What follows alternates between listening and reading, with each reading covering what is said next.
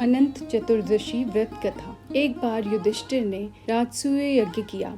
यज्ञ जिस मंडप में हो रहा था वह बेहद सुंदर था। यज्ञ मंडप जल में स्थल तथा स्थल में जल की तरह लग रहे थे। वैसे तो कई सावधानियां रखी गई थी, लेकिन फिर भी कई लोग उस मंडप को देख धोखा खा चुके थे। फिर दुर्योधन भी वहां आ गए जहां यज्ञ मंडप लगा था।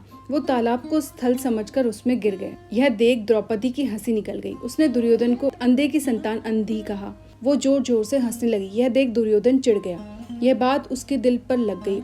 इससे उसके मन में द्वेष उत्पन्न हो गया। दुर्योधन ने पांडवों से बदला लेने का फैसला किया। इस द्वेष में उसने पांडवों को दूध कीड़ा में हरा दिया। पांडवों को पराजित होने पर 12 वर्षों का वनवास भोगना पड़ा। इस दौरान पांडवों ने कई कष्ट सहे। एक दिन कृष्ण जी उनसे मिलने गए। तब युधिष्ठिर ने कृष्ण जी से अपना दुख कहा, साथ ही इस परेशानी से उभरने का उपाय भी पूछा। श्री कृष्ण ने युधिष्ठिर से विधि पूर्वक अनंत भगवान का व्रत करने के लिए कहा। उन्होंने कहा कि इससे युधिष्ठिर के समस्त कष्ट दूर हो जाएंगे, साथ ही राज्य पुनः प्राप्त हो जाएगा। इस संदर्भ में कृष्ण जी ने युधिष्ठिर को कथा सुनाई। बहुत समय पहले एक तपस्वी ब्राह्मण था जिसका नाम सुमंत और पत्नी का नाम दीक्षा था। उनकी सुशीला नाम की एक सुंदर और धर्मपरायण कन्या थी। जब सुशीला कुछ बड़ी हुई तो उसकी माँ दीक्षा की मृत्यु हो गई। तब उनके पिता सुमंत ने कर्कशा नाम की स्त्री से विवाह कर लिया। कुछ समय बाद ब्राह्मण सुमंत ने अपनी पुत्री सुशीला का विवाह ऋषि कौंडिन्य के साथ करा दिया। विवाह में कर्कशा ने विदाई के समय अपने जवाई को ईंट और पत्थर के टुकड़े बांधकर दे दिए। ऋषि कौंडिन्य को ये व्यवहार बहुत बुरा लगा। वे दुखी मन के साथ अपनी पत्नी सुशीला को विदा कराकर अपने साथ लेकर चल दिए।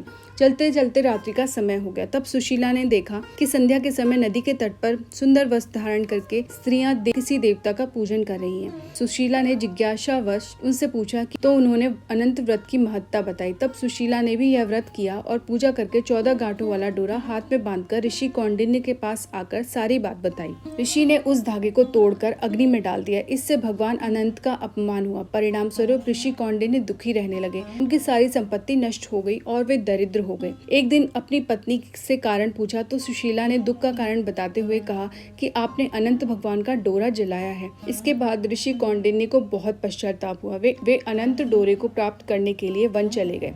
वन में कई दिनों तक ऐसे ही भटकने के बाद वे एक दिन भूमि पर गिर पड़े। तब भगवान अनंत ने उन्हें दर्शन दिया और कहा कि तुमने मेरा अपमान किया, जिसके कारण तुम्हें इतना कष्ट उठाना पड़ा। लेकिन अब तुमने पश्चाताप कर लिया है, मैं प्रसन्न हूँ।